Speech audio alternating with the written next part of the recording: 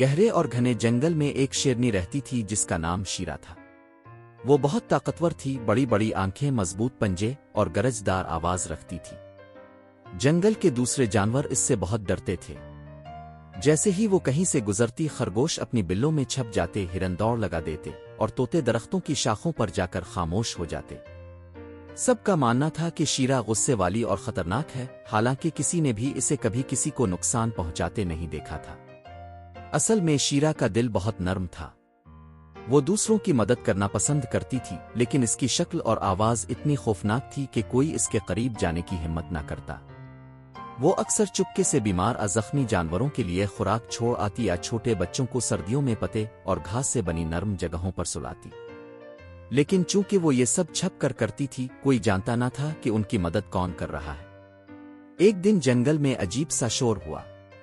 آسمان پر سیاہ بادل چھا گئے اور ایک زوردار طوفان آیا۔ درختوں کی شاخیں ٹوٹنے لگیں، پانی کی ندی اپنے کناروں سے باہر آ گئی۔ جنگل میں خوف پھیل گیا۔ سب جانور اپنے اپنے ٹھکانوں سے بھاگنے لگے، لیکن کچھ جانور جیسے چھوٹے خرگوش، کچھوے اور بیمار ہرن اپنی جگہ سے ہل نہیں سکے۔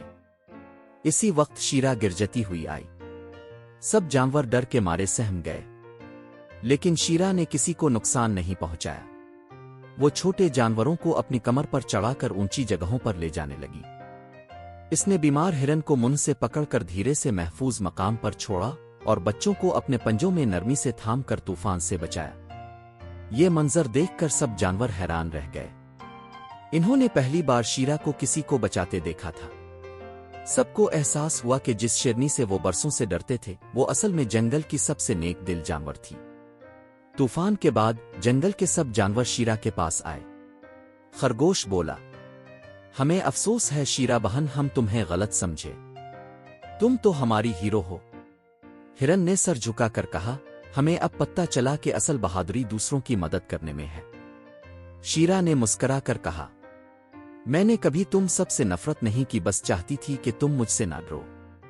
اس دن کے بعد جنگل میں ایک نیا قانون بنا، کسی کو اس کے ظاہری روپ سے مت پرکھو، دل کی خوبصورتی سب سے بڑی خوبی ہے۔ شیرا جنگل کی سب سے پیاری جانور بن گئی۔ اب وہ جب بھی گزرتی، بچے اس کے ساتھ کھیلتے، پرندے اس کے ارد گرد گیت گاتے اور سب اس سے مشورے لیتے۔ جنگل میں محبت، اعتماد اور دوستی کا دور شروع ہو گیا۔